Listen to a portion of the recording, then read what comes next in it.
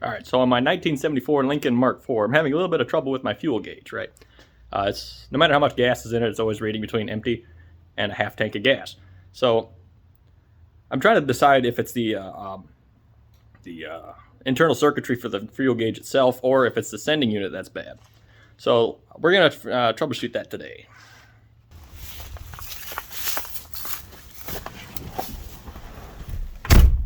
All right, so I'm gonna show you what I mean here. So put the key on in the accessory position. You don't necessarily have to start the vehicle, but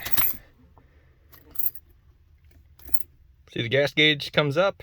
It's nearly full at the moment. I'll show you what I mean. So what the heck is that Mickey Mouse shit right there? So that's what I'm looking at. All right, so the way ascending units work on a lot of old cars, especially these old Fords, is essentially it's just a variable resistor.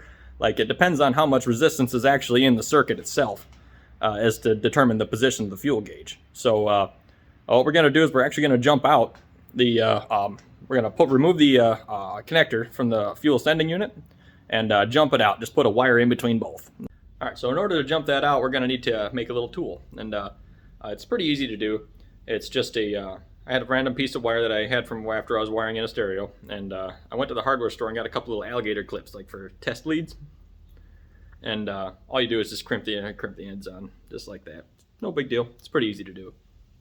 All right, now to locate the fuel sending unit. So it's back here on the tank, and it's underneath here. I got a jack underneath there just because I wanted to lift it an inch or two, make it easier. But it's right there. You see, we got the fuel line, and we got one blocked off because we don't run a return line right here. So this right here is the connector we'll be removing. So you pull it off. There's a couple little connectors inside there, right? And we're gonna put each end of these leads inside right here, and unfortunately I can't do that with just one hand, so we'll be back here in just 1 second. Just put these two leads in, make sure the connection's okay, and just loop together, and go back up to driver's seat.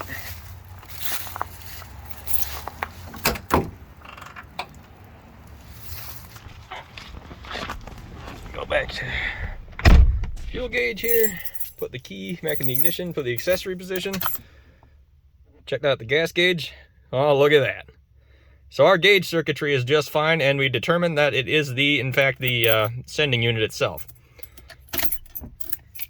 It should come back down here shortly, but anyway, that's how you figure that out, and I will be ordering a fuel sending unit.